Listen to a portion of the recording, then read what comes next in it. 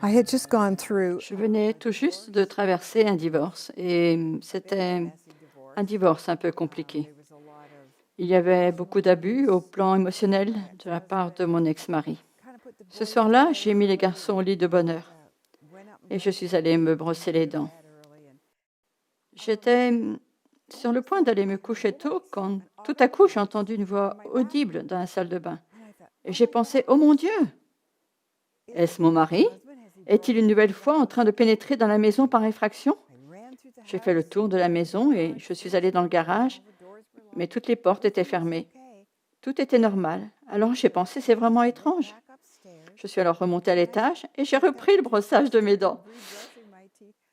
Et la voix recommençait, puis s'est arrêtée. Et la chose s'est reproduite 5 fois. Alors j'ai pensé, oh mon Dieu, j'entends des voix maintenant. Je dois faire une dépression nerveuse. Mais j'ai continué à réfléchir. Mais non, ces voix étaient audibles. J'ai alors jeté ma brosse à dents dans le lavabo et je suis restée là complètement figée.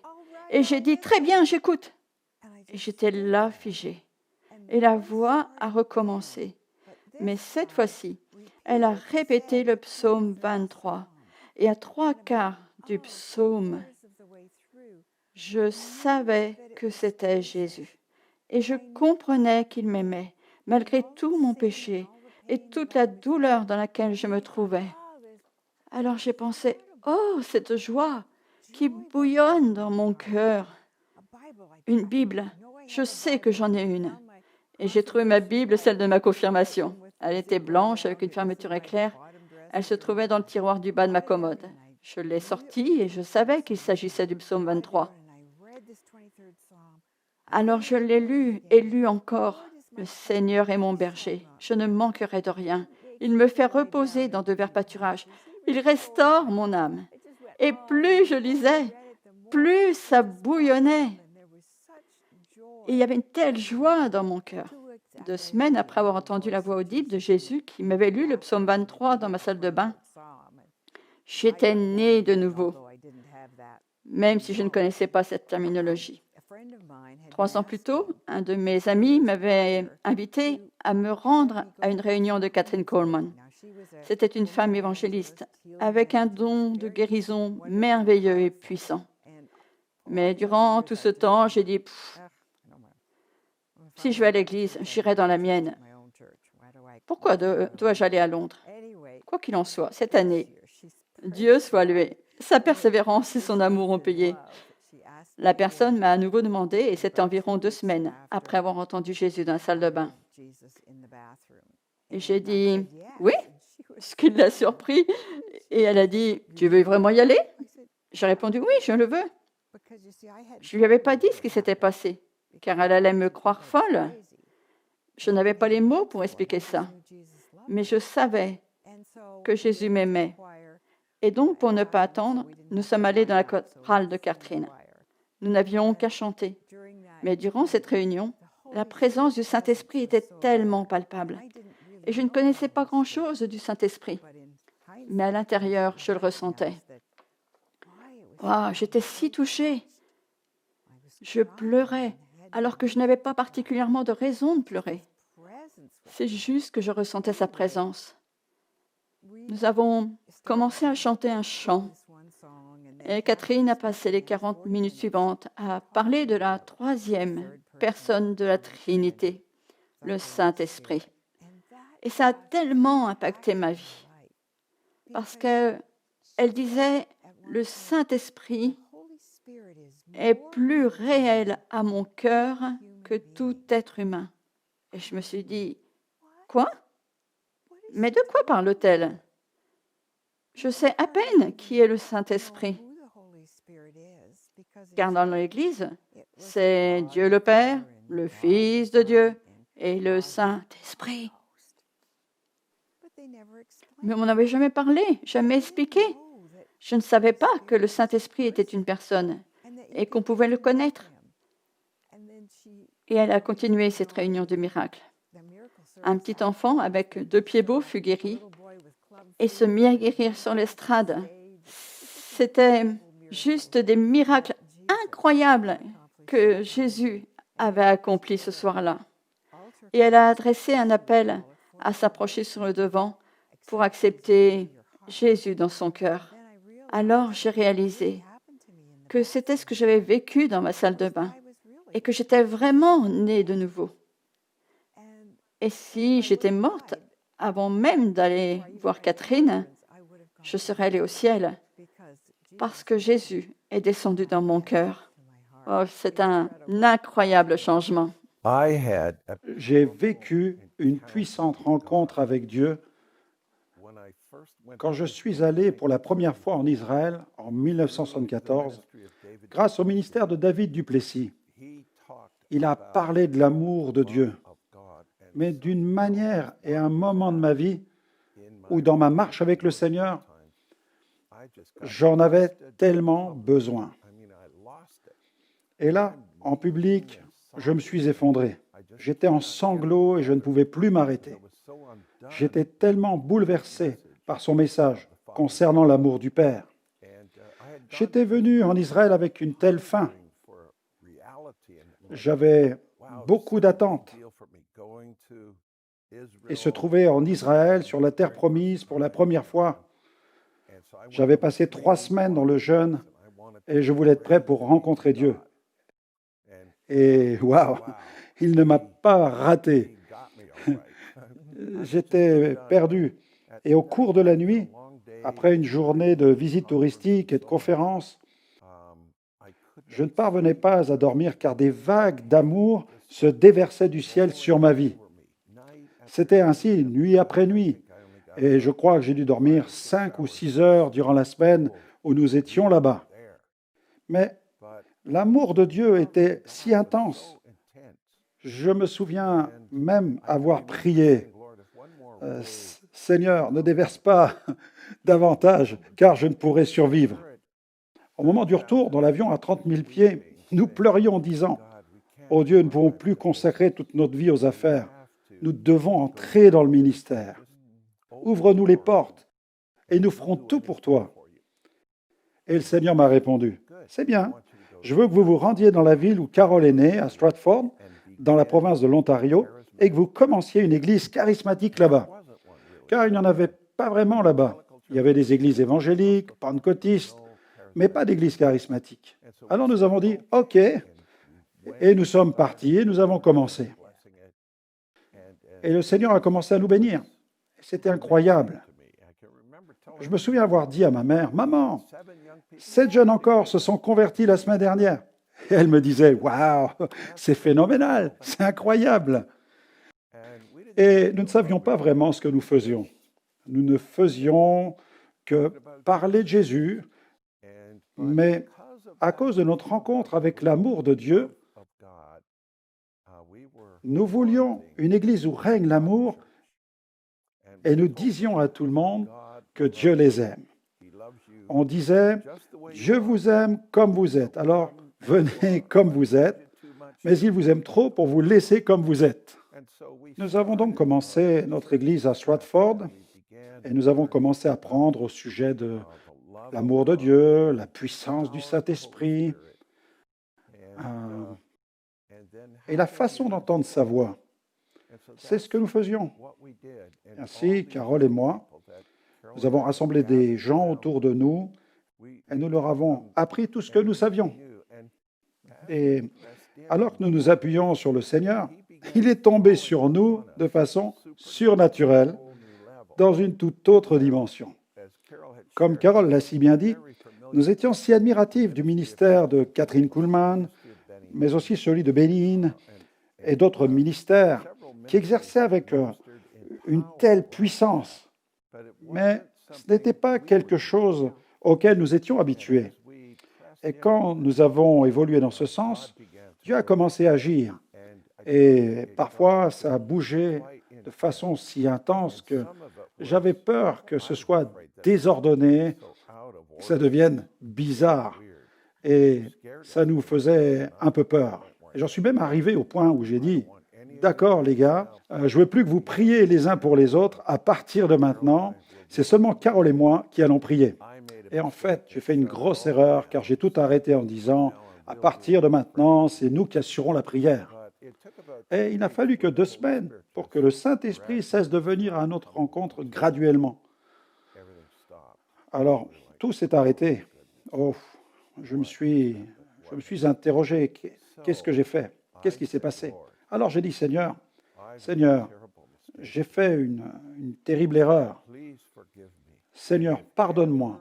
Et si jamais tu veux bien me donner une autre opportunité, sache qu'ici, nous voulons que le Saint-Esprit, pour qu'il fasse ce qu'il souhaite faire. Rapidement, nous avons commencé une église à Toronto. Nous avons assuré les services des 2 églises pendant 5 années. Puis, au cours de l'été 1992, nous avons déménagé pour nous concentrer uniquement sur Toronto, où nous avons tenu des conférences. Nous avions aussi les réunions du dimanche et tout le reste. Et nous sommes rendus en Argentine parce que nous avions entendu qu'un réveil se déroulait là-bas et que la nation était secouée. Et j'avais aussi entendu parler du ministère de Claudio Freyson. Nous sommes allés dans ces réunions, il a gracieusement accepté de prier pour nous, ces étrangers de passage. Nous sommes allés sur le devant à sa rencontre. Carole a reçu la prière et elle est devenue totalement ivre dans l'esprit. Elle ne pouvait plus marcher. Elle n'était plus capable de parler. Elle riait. Quant à moi, j'avais l'impression d'avoir été touché. J'étais tombé poliment. Ensuite, je me suis mis à genoux et dans cette posture, je pensais, Dieu, nous avons tellement faim. Et là, Claudio s'est tourné vers moi. Il a dit, tu le veux? Je lui ai dit, oui, je le veux. Et j'ai ajouté, pourquoi pensez-vous que nous avons parcouru des milliers de kilomètres et dépensé des milliers de dollars pour rien recevoir? Oui, nous le voulons. Et il a dit, alors, prends-le. Et ces mots me transformèrent à tout jamais. Je n'avais jamais considéré jusqu'à ce moment précis que le Saint-Esprit était là pour qu'on se saisisse de lui. Jusqu'à présent, c'était plus du genre, eh bien, attendez-le passivement et quand il sera prêt, il tombera sur vous. J'ai compris à ce moment qu'il s'agissait d'une forme de romance où 2 personnes cherchent à se rapprocher, poussées par leur désir réciproque. Le Seigneur désirait cette relation avec moi, mais j'avais ma part à faire. Carole et moi sommes rentrés d'Argentine avec la conviction qu'il y avait quelque chose de différent. Et nous avons vu l'épreuve. Nous l'avons vu dans l'avion. Nous avons conduit des gens à Jésus. Carole a conduit 2 personnes au Seigneur. Et tout juste avant notre arrivée à la maison, nous avons rencontré des amis qui nous ont parlé d'un autre ami nommé Randy Clark et qui avait été également touché de façon similaire dans une réunion de Ronnie Howard Brown. Alors, je l'ai appelé, j'ai dit, Randy, j'ai besoin que tu viennes. C'est donc fin novembre 1993. Il a dit, au plus tôt, je pourrais venir en janvier 1994. Alors, nous avions différentes réunions et le Saint-Esprit œuvrait à nouveau. Il tombait sur les gens et les gens tombaient à terre. Nous observions les choses. Nous n'avions pas encore cette foi de dire, c'est ça, allons-y. Randy non plus. Il est venu avec des peurs et des tremblements. Il disait, John, ça s'est passé une fois, est-ce que ça va continuer encore? Alors nous disions, nous verrons simplement ce que Dieu va faire. Et Randy est arrivé, et je me souviens de cette soirée. Nous étions dans notre ancienne église, entre les rues Derry et Dixie. Il y avait environ 130 personnes dans la salle ce soir-là. Et Randy a raconté son témoignage sur la façon dont Dieu l'avait sorti de sa dépression. Il expliquait les difficultés à être un implanteur d'église et il a raconté son histoire concernant la façon avec laquelle il avait été conduit à faire l'expérience de la présence de Dieu avec le toucher divin. Il proposa de prier en imposant les mains. Il invita les personnes assises dans l'assistance à venir sur le devant. Les gens hésitèrent quelques instants. Ils réfléchissaient. Et chacun pensait, je vais y aller. Et alors que les gens se sont levés de leur chaise et se sont avancés, c'est à ce moment-là que ça s'est produit. Le Saint-Esprit est tombé sur nous. Boum! Et tout le monde dans la salle s'est retrouvé par terre. Les gens, les gens riaient, hurlaient, pleuraient. Les gens étaient sous les chaises. Ils étaient sous les chaises, dans les allées, entre les rangs. C'était un énorme tumulte. Et je me suis dit, que vient-il de se produire? Seigneur, je n'ai jamais rien vu de pareil dans toute ma vie. C'était un chaos glorieux, bruyant, plein de joie, de passion et d'expression. Et nous savions que c'était Dieu. Nous ne savions pas pourquoi il avait décidé de le faire de cette manière, car c'était tellement désordonné par rapport à tout ce que nous connaissions. C'était le début. Nous sommes revenus le soir suivant, et davantage de gens commençaient à venir. Jeudi soir, vendredi soir, les 20, 21 et 22 janvier. Et il y a eu le samedi. J'ai dit, Randy, tu ne peux pas rentrer chez toi. Nous devons appeler ta femme et la supplier. S'il te plaît, Randy, tu ne peux pas rentrer chez toi, car Dieu agit. Et sa femme a répondu, très bien, il peut rester 2 jours de plus. Et nous avons dit, génial. Nous avons dit 2 jours de plus. Et puis nous avons rappelé Diane, la femme de Randy. Il ne peut pas rentrer à la maison, Diane. Elle a répondu, très bien, 2 jours de plus, mais c'est tout. Nous avons dit, génial. Et la nouvelle s'est répandue que Dieu agissait dans l'Église et les témoignages se sont multipliés. Mon mariage est guéri, mon corps est guéri, mes maux de tête sont partis, ma culpabilité a disparu, ma douleur est partie. Et les gens ont commencé à guérir de diverses choses au plan mental, émotionnel, physique. Nous savions que c'était l'œuvre de Dieu, ce mouvement dont nous avions rêvé, pour lequel nous avions prié, et il était maintenant là. Randy est rentré à la maison ce vendredi, et ensuite, ce fut à nous. Et on priait, oh mon Dieu, oh mon Dieu. Et notre grande crainte était, que se passera-t-il si le Saint-Esprit n'est pas au rendez-vous, si le Saint-Esprit ne se montre pas? C'était notre grande peur. Parce que vous luttez avec vos propres insuffisances, votre indignité. Et nous n'étions tout simplement pas en phase avec l'onction qui était sur nos propres vies. Mais savez-vous quelque chose? Quand nous sommes montés sur l'estrade ce premier vendredi soir, alors que nous étions seuls, le Saint-Esprit est venu comme il était venu auparavant. Le 25 janvier 1994, John nous a invités. Il m'a téléphoné, c'était un lundi matin, et j'ai accepté son invitation, et ce pour 2 raisons.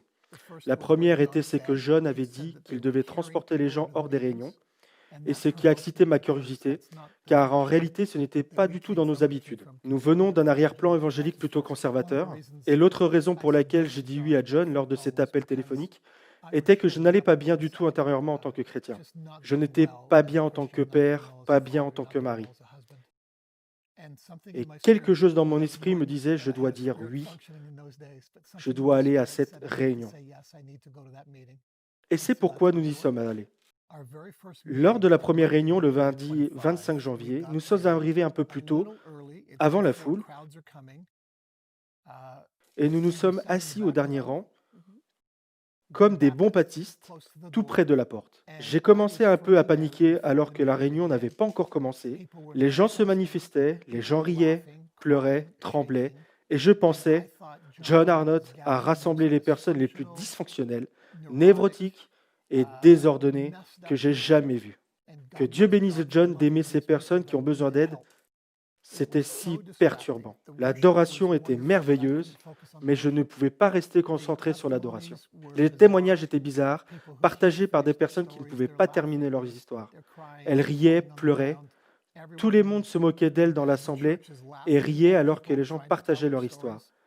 C'était si troublant et différent de tout ce que j'avais connu jusqu'alors. Et pourtant, nous sommes restés pour la réunion et le temps du ministère. Steven a dit « allons-y ». Et je me suis dit « d'accord, qu'est-ce que j'ai à perdre ?» Tellement de choses étaient tombées en morceaux dans nos vies et nous ne savions pas où nous allions. Mais avec le recul, je réalise que cette porte qui s'ouvrit ce jour-là fut une véritable opportunité. En la franchissant, nous ne sommes jamais revenus en arrière. Quand je suis rentrée dans la salle, j'ai vu tellement de choses. Rappelez-vous que traditionnellement, j'ai été élevée en ce sens. Vous êtes assis sur un banc et vous écoutez silencieusement. Personne ne doit faire de bruit, personne ne rit, personne ne fait rien. Et je me trouve là, je me trouvais là. Je marchais dans une salle et les gens riaient, les gens pleuraient, les gens criaient, les gens s'interrompaient. Je me souviens même avoir pensé, alors que les gens se mettaient à rire quand John Arnott interviewait des personnes sur l'estrade. Mais quelle impolitesse! Le Saint-Esprit a opéré beaucoup de délivrance en moi. Il y avait beaucoup de douleur en rapport avec le passé, beaucoup de confusion en moi. J'étais tellement écrasée que je ne savais plus où aller dans ma vie. Et je me souviens d'une réunion particulière où nous nous étions rendus. À l'intérieur de moi, c'était comme un volcan. Tout à coup, j'ai commencé à crier. Je pense que je n'avais jamais crié de cette manière dans toute ma vie. La souffrance est comme sortie de moi. Des gens m'entouraient et le Saint-Esprit est venu et il s'est déversé en moi. Et c'était comme si l'amour du Père était venu et avait remplacé toute cette douleur par son amour. Le Saint-Esprit a fait deux grandes choses pour moi au cours des premiers mois. La première fut un changement au niveau de mon caractère, de ma colère, de mon esprit critique et perfectionniste.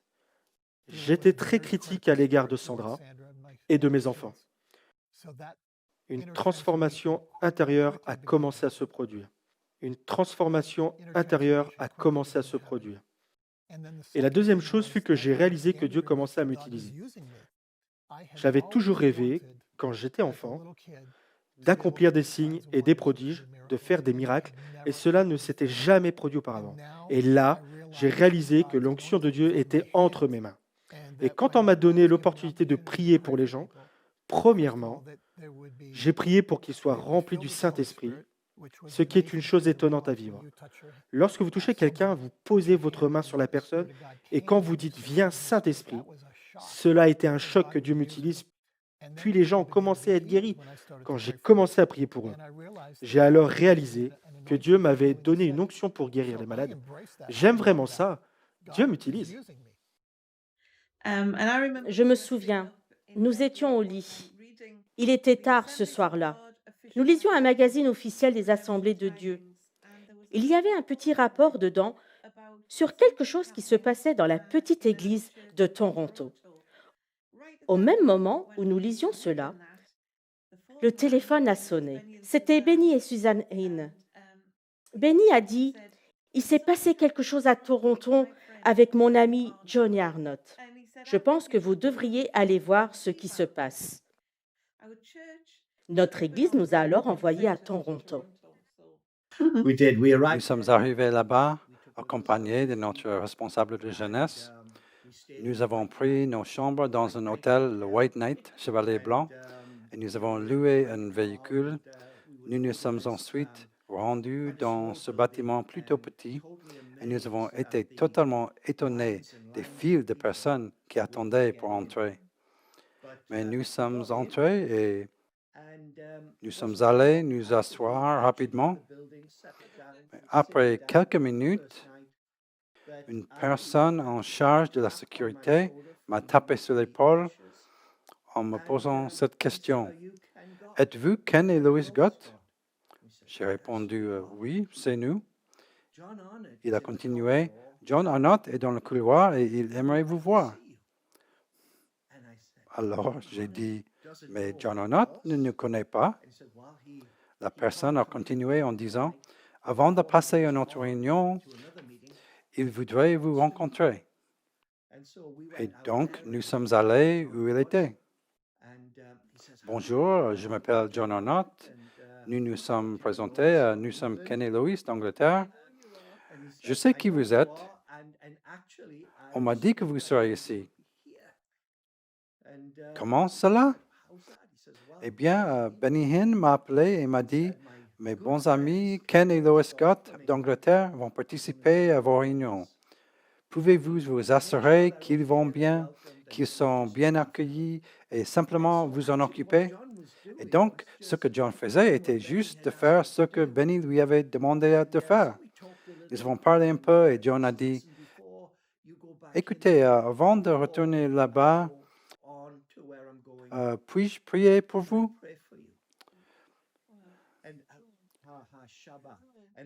Je me souviens avoir dit absolument. Et je me souviens distinctement avoir poussé Lois vers l'avant. Et je pensais, essayez d'abord avec elle. Puis, il a mis sa main sur sa tête et ma femme est tombée sur le sol. Je peux décrire la façon avec laquelle elle bougeait. C'était comme une anguille électrique, comme une marionnette mécanique. Elle était secouée et je regardais. Et John m'a demandé, est-ce que Lois fait souvent ça?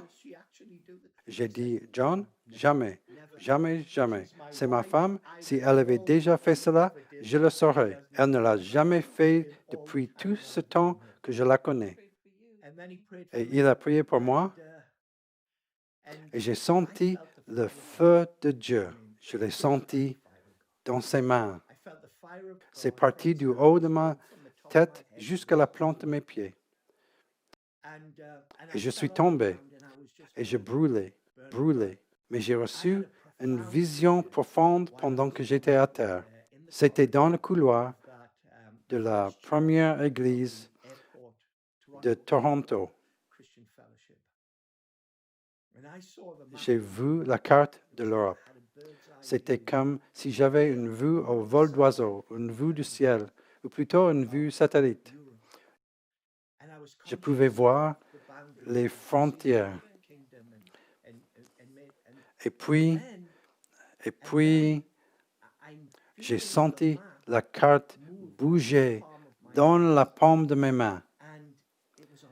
Elle était en feu. Ma main droite était en feu. Et je sentais les frontières des nations. Et chaque frontière nationale était en feu. Je savais alors ce que Dieu allait faire, dire et placer en moi, c'est que l'Europe sera embrasée un jour par le feu de Dieu.